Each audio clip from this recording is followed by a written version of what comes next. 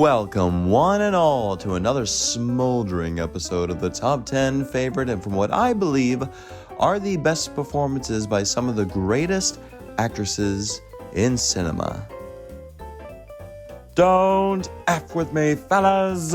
I'm starting from 10 and then axing my way up to number 1, and without a doubt, ladies and gentlemen, I have seen every film that is, of course, attainable of these artists, so these lists come from true and passionate accuracy. Yes, oh yes, the time has come, ladies and gentlemen, to honor one of the most notorious, popular, star-studded, iconic, beautiful, and honest to God, brilliant actresses in the history of Hollywood. Joan Crawford. Born, of course, as Lucille Fay LeSueur in San Antonio, Texas, the second child of a working-class family, she was inspired by the arts to become a dancer when she was a wee one, watching vaudeville acts at her stepfather's opera house. She looked at her stepfather as her hero and biological father, until the monster started sexually abusing her until she was about 11 years old. The family moved to Kansas City where Billy, that's what she liked being called at the time, and always throughout her whole life, mostly worked as a cook and maid while studying academics. She still kept rehearsing her steps, and she was able to be part of a traveling chorus line review, leading her to Broadway, which in no time led her to getting an MGM contract at $75 a week. After a couple of unbilled body double roles and supporting roles, Louis B. Mayer insisted her name to be changed, which ultimately became Joan Crawford.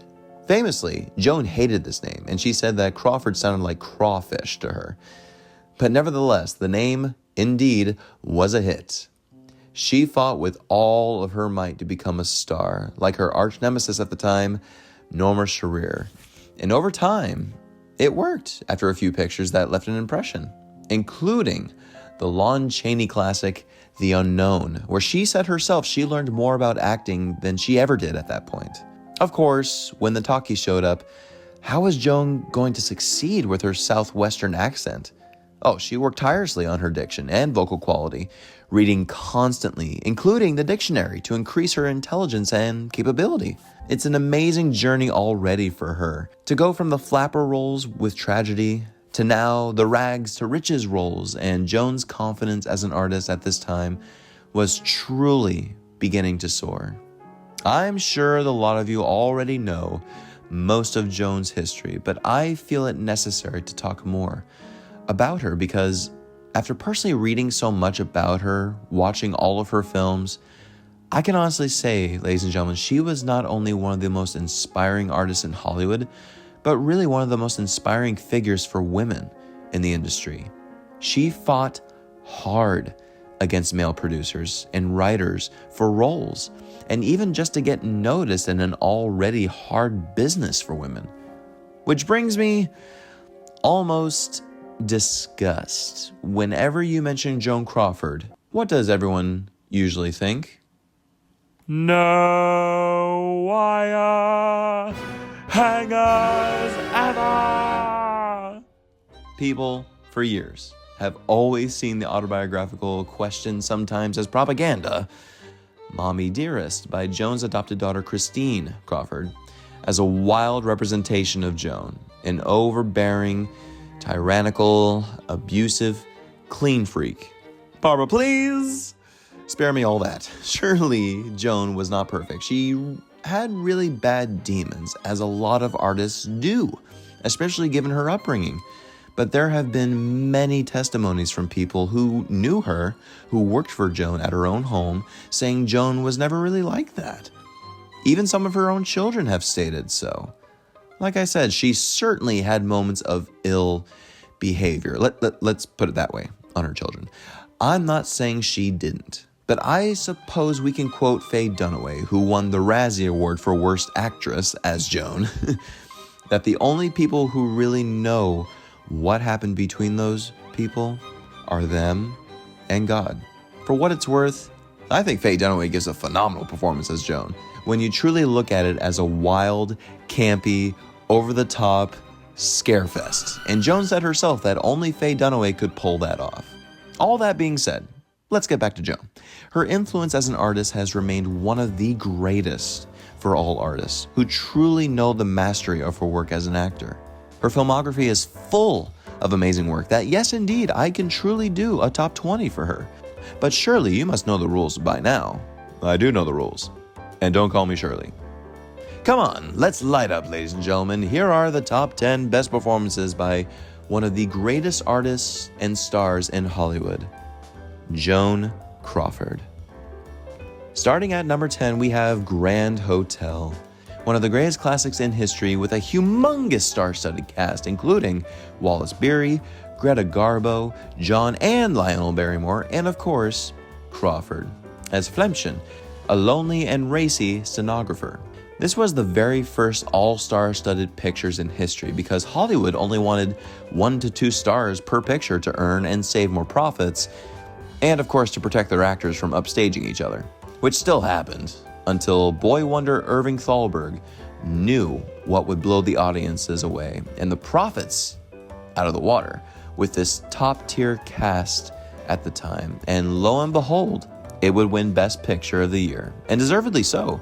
Based on the novel and play, Joan Crawford is just radiantly wonderful in this very risque role, which she was kind of hesitant on doing, but followed through to be among the big stars, especially Garbo. It's one of those roles she had so early in her career that really catapulted her to respectable stardom, even though Wallace Beery thought she couldn't act for crap. But no, ladies and gentlemen, she is just wonderful. In fact, she got more rave reviews than Garbo at the time. This is such a grand performance and such a grand hotel for a film. See what I did there? Number 9, A Woman's Face. A truly great and yet such a dark horse kind of a performance that I feel is sometimes overlooked. Based on the French play, with an original film made previously with Ingrid Bergman, here we have Joan as Anna Holm, a blackmailer who is also disfigured on one side. But thanks to a doctor played by Melvin Douglas, she is able to get plastic surgery and start a new life. But she is terrified about potentially going back to her original life. You can do everything you can to modify yourself physically, but if the inside isn't worked on, you'll definitely have a much harder time. In all honesty, folks, Joan gives a very brave performance. It may not look like it, but I assure you, it's one of her most honest portrayals that deserves to be taken seriously. I just absolutely love the scene where Osa points the lamp towards her face and then Joan knocks the frickin' lamp out of her hands and slaps the holy hell out of her. You think you're gonna tear Joan up with your foolishness? Barbara, please! Number 8, Harriet Craig. A great noir which had adapted 2 times previously from the Pulitzer Prize-winning drama with Rosalind Russell and Irene Rich in the starring role of Harriet. This time portrayed with such overbearing power by Crawford. Harriet is a control freak, manipulating everyone all around her, including her own husband and children, which leads to such a devastating result, as you can imagine. Now, everyone has gone on to say how true to form Joan is here, and basically didn't need to act. All she had to do was show up on set and just do what Joan does in her own life, being a clean freak and controlling, overbearing woman. It's wild because once again, countless people have said she was not insane like this, and let's not mention that again. But in all irony, she is absolutely effortless here. So domineering and cold that it made me want to pack her husband's bags and escort him out of the house. This is very much a great character study where we can really understand where she is coming from, which comes to a head when she gives that improvised speech on how she can't trust men. Who says a great big movie star can't improv? I think Joan Crawford just knocks it out of the park here, and I recommend more people to see her in this. Number 7, The Women. One of the greatest comedies ever, period, which came out in the magical year for movies, 1939. Based on the classic play, it centers around the gossipy and yet classy upper-class and middle-class women of 1930s Manhattan, where Mary, played by Norma Shearer, finds out through her wild-eyed cousin Sylvia, played brilliantly by Rosalind Russell, that her husband is cheating on her with an overly dressed counter girl, played with such sass and sharp white teeth by Joan Crawford. This, ladies and gentlemen, is without a doubt one of her best, and this film was such a comeback for Joan Crawford already. Yes, as discussed for Katharine Hepburn previously, Joan was also labeled by the critics as box office poison at this point. So she needed a hit and fast, and thank God this came along, which helped her immensely. Joan loved playing witches with a capital B, and I must prefer her witchy role here than Queen Bee. She's great there, of course, but when you have a material like this, I mean, it just doesn't get any better than this. I mean, every actor loves to play biatches because it's just so much fun. It lets you release another part of you that you don't normally express, I guess. I mean, a lot of folks can say this wasn't hard for Joan either, but it's true, even what Joan said. We all have a little bitchiness inside of us, and boy, are we glad to have it. Another wild thing is how this was the famous pairing between Crawford and her arch nemesis Norma Shearer. And their scenes together are just fire, especially when you know they absolutely hated each other. Why, you may ask? Well, very simple. Norma Shearer was married to Irving Thalberg, the boy wonder producer, so any meaty role Joe wanted with MGM was automatically given to Norma. Not always, but majority of the time. How would you feel? Regardless, they still did their best work with the utmost professionalism. One of the greatest exit lines she has, of course, is the classic, "There's a name for you ladies, but it isn't used in high society. Outside of a kennel. So long, ladies." Number 6, Rain. Ladies and gentlemen, I really wish this was much higher. Much higher, because this performance by Joan is utterly Oscar-worthy. She plays Sadie Thompson, a prostitute who comes off a boat which landed prematurely at the island of Pago Pago. Minister Davidson, played by Walter Houston, also accompanies, but is often disgusted by her attitudes, actions, and sexual nature. So he insists on influencing her to the way of God, much to her own disgust. This is a familiar short story that has been done 2 other times in film, actually, portrayed by Gloria Swanson first and Rita Hayworth, respectively, after Joan's. And honestly, I grow more attached to Joan's portrayal because it almost hits so close to home for her as a woman who is being judged and demolished by her own way of living. I also just love the production design and cinematography. The constant rain just creates this dreary and saddening environment for all characters, especially Sadie, to live with. It's so unfortunate that Joan Crawford really didn't like her performance in this film at all, mainly because it didn't perform well financially or even critically. This was a pre-code film dealing with religious hypocrisy. So very controversial, as you can imagine, at this time. Seriously, you want to see some crazy stuff in film? You don't have to start watching films from the late 60s to see it. Watch a whole bunch of pre-code films. Crawford wasn't highly praised either for her performance by the critics, and that is just, it's just wild to me. I think it's just critics were absolutely not ready for this side of her yet. Crawford wanted this role badly, and you can see the work she put into Sadie with the body language, with her low, almost baritone voice, almost like Garbo, right? And just her discontent that she had with all men. She actually hung out with real prostitutes in San Diego in order to feel the accuracy in her body. That classic scene between she and Walter Houston, where he's demanding her to stop this behavior and come back on the ship to heal herself. And she says, "God and me cannot be shipmates," and she already knows that she's going to hell. And then she follows up with, "You've been telling me what's wrong with me, now I'm going to tell you what's wrong with you. You keep yelling me to be punished, to go back and suffer. How do you know what I've suffered? You don't know, you don't care, you don't even ask, and you call yourself a Christian. Well, you're nothing but a miserable witch hunter." And there's much more to it, which I can't spoil. You can find this on any public domain, especially here on YouTube.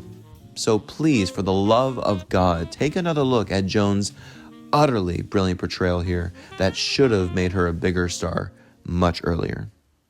Number 5, Whatever Happened to Baby Jane?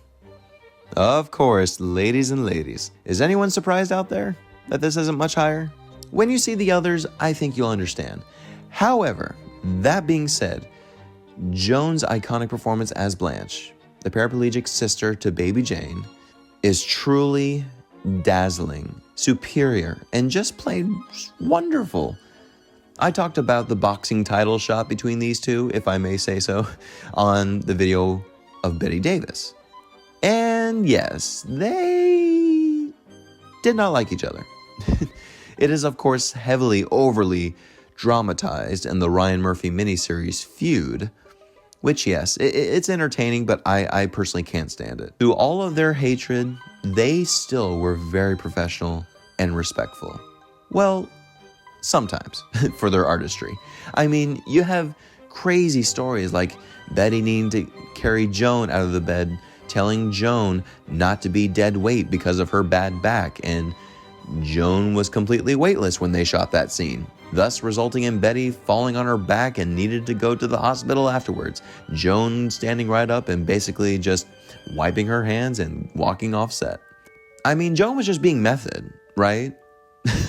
I mean, when you're working with a big star like Betty, Joan felt she had to increase power and control. And she certainly did that with all the damn Pepsis everywhere. But other than that, she still was the perfect balance with Betty's madness as Baby Jane. There are so many damn beautiful scenes, including the famous rats in the cellar scene, and then the big reveal of the rats, the distressed and maddening twirl in the wheelchair, all the way through to her final confession scene. Her confession scene, honestly, is very lovely, which is why it's, of course, wild how she was not nominated for an Oscar like Betty was. You know that craziness, of course, but what is wild is how Joan campaigned heavily for the other 4 nominees to win over Betty, specifically Anne Bancroft. It is said that Betty was waiting in the wings on Oscars night for her name to be announced as the recipient for Best Actress. But when Anne Bancroft's name was announced, off Joan went to accept it for Anne. What a move, Joan. What a move. Despite all of its drama off-screen, on-screen, Joan Crawford still gives a fantastic performance that, yes, with the force of Bette Davis, started a whole new trashy film genre called hagsploitation. But this horror drama, ladies and gentlemen, is much, much more than that to me. Thanks to Betty and, of course, Joan. Number 4, Humoresque. Again, I really, really wish this was much, much higher because, my God, Joan is absolutely, positively gorgeous and incredibly Oscar-worthy as well. This is a melodramatic tale of violinist Paul Bourret, played wonderfully by John Garfield, trying to make it big. And then he meets Helen Wright, played by Joan, who agrees to open doors for him, as much as their relationship is driving them nuts, mainly because of the difference between their statuses. But you know, true love can drive you wild enough to make you say iconic things like, "I'd like to slap your face. Why don't you try it?" And then you throw that glass against the wall with fiery passion. John and Joan are just fantastic together. And well, John Garfield makes all of his co-stars amazing because of his early method work and how giving he was in scenes. This was written by one of the greatest playwrights ever, Clifford Odets, and Joan certainly makes the dialogue come alive. Of course, one of the most gorgeous and heart-wrenching moments in cinema is her final scene on the beach.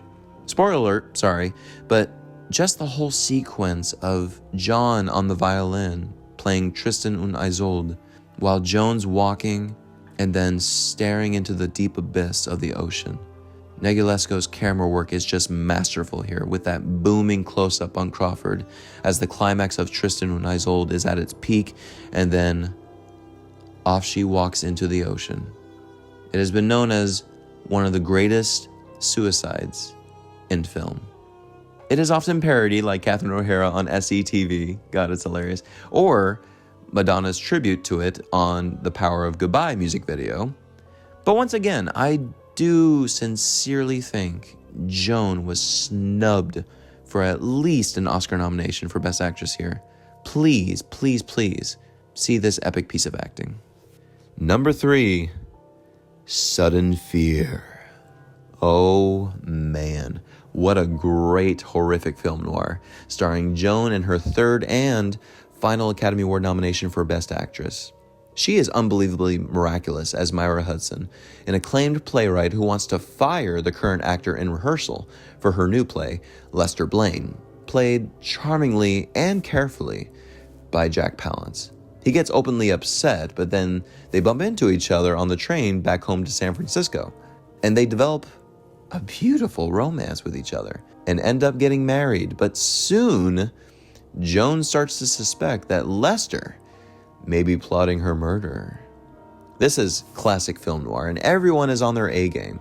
This was based on the novel by Edna Sherry, and an extra bravo has to go to director David Miller, who really understood visual storytelling. But this film wouldn't be the treasure that it is without Joan's masterful, commanding, but also earth-shattering performance.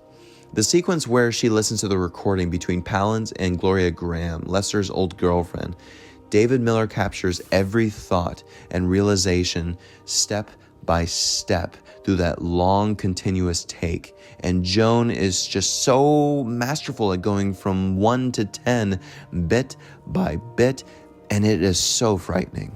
Or also the sequence when she is hiding in the closet, staying quiet, quivering with fear, covering her mouth as the wind-up toy Palance wound up goes towards the closet and stops right at the crack. Palance goes right there, senses something, and ooh, it's so damn chilling and intensifying.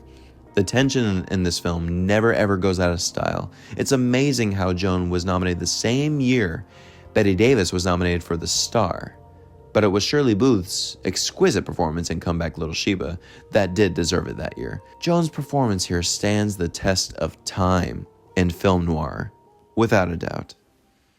Number 2, Possessed. Yes, folks, the 1947 version, which is not related at all to the 1931 version, also starring Crawford. That's funny. This is based on the short story One Man's Story by Rita Wayman, which went through many, many rewrites, having Joan play Louise, a lonely RN who is employed by Dean, played by Raymond Massey, and we see an affair erupting before her own eyes. But not with Dean, with David, played charmingly and viciously by Van Heflin. She then becomes obsessed with David, that weirds him out, which sends Louise in a crazed tailspin.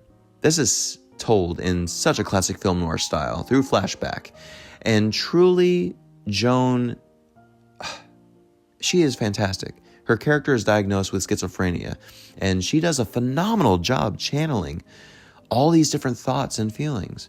Joan did her methodical and brilliant research by visiting psychiatric wards, even witnessing a patient going through an electroconvulsive therapy session. She went for 6 weeks studying these patients, which is quite miraculous. This was at a time when her resurgence was riding high, and she wanted to keep it high as long as she could. She is truly, truly brilliant here, that she was nominated for her second Academy Award for Best Actress here. If you have yet to see this, I dare say, check out this masterclass of acting as well. And now, folks, here are some honorable mentions. Straight Jackets. Yeah, okay, yes, we're in the craziness for a hot second here, because I mean, come on, ladies and gentlemen, no matter how tawdry this movie is, and it truly is, Joan Crawford gives 110% to this role. As stated before, I am not really a fan of the hexploitation era at all. However, I do find sincere enjoyment in this wild and crazy ride of a cult classic directed by horror gimmick whiz William Castle. This is definitely one of those horrible movies that are so bad, they're so great. For a B movie like this, she is still committed, professional, and just on fire. Good God, the scenes where she's flirting with her daughter's freaking fiance, feeding him with her finger. Like, it's insanity. The decapitation scenes are always fun too. I mean, just like chopping wood, right? That's our Joan. She knows how to work an axe. I mean, just look at... So that's where they got that from. Bring me my axe. Flamingo Road. Another great film noir with Crawford at her best again, with Oscar winner Michael Curtiz directing her after their first big success together years previously. This film, I'll admit, is not amazing, because there are some messy plot lines in this. Crawford is still the star that commands the screen, even though Sidney Greenstreet does a damn good job of almost stealing it from her. Forsaking All Others. This is one of Joan's best comedies, which came out in 1934, and not many people remember how great she was with comedy, other than the women, of course. The sixth collaboration out of 8 films between Crawford and Gable, who have had a long-standing affair themselves. And their chemistry, of course, is on fire, especially here. I'll be honest, the actions these people take is downright ridiculous. Trading affairs back and forth, double-crossing each other, it's crazy. Oh, classic 30s screwball comedies. What do you want? Dancing Lady, and yet another fantastic Gable and Crawford pairing that I fall in love with all over again, because their chemistry here is probably my favorite. Just the scene where she looks up at him and says, "Oh, would you look at that? You can smile." That exchange is just so adorable. Oh yes, this was also the second film she and future husband and future divorcee French O'Tone made together. And I always love French O'Tone. Just wait until I do a video on him. He goes unnoticed all the time. But yes, this is such a fun musical, romantic comedy, drama, featuring the screen debut of Fred Astaire, which, would you believe it, that Joan Crawford was Fred Astaire's first dancing partner on film? Also featuring the Three Stooges. What? But also, the best of Joan Crawford's own dancing and lyrical sensuality is all present in this one. I love it. The Damned Don't Cry, another little film noir that is a little too cheesy at times. This movie isn't that great, I'll just be honest. But you know who is? Of course, Joni, as Ethel, who leaves her abusive husband after her son is killed in a very tragic bicycle accident, and then makes her way into a mob family. This was based on the relationship between gangster mole Virginia Hill and Bugsy Siegel, which makes it a little more fun. The story is artificial and it's a bit tiresome at this point, and sure, it can look very manufactured because of Joan's demands behind the scenes and making her look good, but honestly, she still knows how to tell a story here, and she gives her devoted fans exactly what they want. Joan staying true to where she came from and taking us on an incredible psychological journey. Number 1. Of course, ladies and gentlemen, Mildred Pierce. Was there ever any doubt on this? This was famously Joan's first Oscar nomination and her only win for Best Actress. After being in the picture business for more than 20 years, who can just deny the utter power Joan Crawford had in this classic? And would you believe it? This was basically Joan's comeback role again. As mentioned before, Joan for a bit of time was deemed as box office poison in the late 30s. With more competition on the rise, she decided to leave MGM and head over to Warner Brothers for more meatier roles. She kept turning down scripts left and right when she joined Warner Brothers because they just weren't good enough. The watered-down script of James Cain's novel Mildred Pierce was being shopped around at the time. The script finally made its way to Warner Brothers, and Joan Crawford knew this had to be the one. Oscar-winning director Michael Curtiz was attached, and he was really skeptical of even auditioning Joan. But he agreed, and when Joan did her first screen test with Anne Blythe, Joan could see the tears streaming from Michael's eyes. And I have to say, she is the best part of this film. That certainly doesn't leave out Ernest Haller's Oscar-nominated kick-ass cinematography here. Just look at that awesome shadow, with Mildred whispered and then slowly revealing Joan. Ooh, that's good. She and Curtiz still had major issues, though. Curtiz calling her phony Joni or a rotten biddy, just because of, how difficult she can be. If you don't know the story, it's the simple story of a hardworking mother who divorces her husband and works from the ground up to start owning successful restaurant chains to support her spoiled brat of a daughter, played magnificently by Anne Blythe in an Oscar-nominated performance as well. Anne Blythe recognizes Joan as the sweetest and kindest human being while making this film, almost like a mentor to her, which is great that Joan would give love like that to a young, upcoming star. And don't believe the hoopla, she did actually help a lot of young actresses that she was acting alongside with. I'm sure you remember Joan receiving her Oscar at her home, since she did not go to the Oscars that night because she quote-unquote was ill. I could definitely believe she was afraid of going because Joan had a lot riding on her when making this film. It was her first film with Warner Brothers after being with MGM for years and years. It could have been the death of her career. But on the contrary, ladies and gentlemen, it became her saving grace, which catapulted her back in the big time as a brilliant artist that you just can't take your eyes off of. She commands every frame with fiery charm and an achingly powerful vulnerability. It's clear to see why even Joan herself finds her performance in this film her personal favorite as well. When people talk about a movie star, like, who is a true movie star?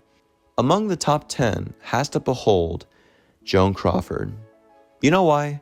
Because she had an earthiness about her. She had such realism about her performances compared to her contemporaries. Once again, look at her early start playing roles of the working class, factory girls, and rising through the conflict to being a larger-than-life woman on top of the world. Her fans loved her and has always stayed loyal to her, and she in return was always amazingly devoted to her fans as well, always writing responses to every piece of fan mail. She was married technically 5 times. Her marriage with musician James Welton isn't actually confirmed, just speculated. But all of her husbands, her children, and fellow artists knew she was married to her fans. She worked for it, sweated for it, bled hard for it. And it cost her a lot of the most important and valuable things in life that sometimes we all can take for granted. But one thing is crystal clear. She left behind a legacy for film actors to watch and be inspired. And of course, look at the work she did for Pepsi. Hopefully this gives you a better perspective on Joan rather than just, no more wire hangers, the boys and the booze, and all that jazz. Yes, it's all fun. We love it, and I do love it personally. I personally like that Stephen Sondheim's beautiful I'm Still Here from his musical Follies was based on Joan's life. I say, what a fighter Joan was. Even though she didn't want to, she was extremely fragile. But the real brave artist is not the one who has no fear. It's the one who has fear, but acts in spite of it. And I admire that so much about her. That's all I have for today, folks. But, okay, one more time. Barbara, please tell me, with all your heart and soul, what are your favorite performances from this iconic legend? Please list in the comments below, ladies and gentlemen, and feel free to share this with all of your friends. If you like this, oh yes, please click like and ring the bell to stay updated on more to come. You can follow me on Patreon for more content as well. And as always, my friends, thank you all so very dearly for watching. And I hope you all say to yourselves, like Janie does, I'm through dreaming. I'm gonna start doing.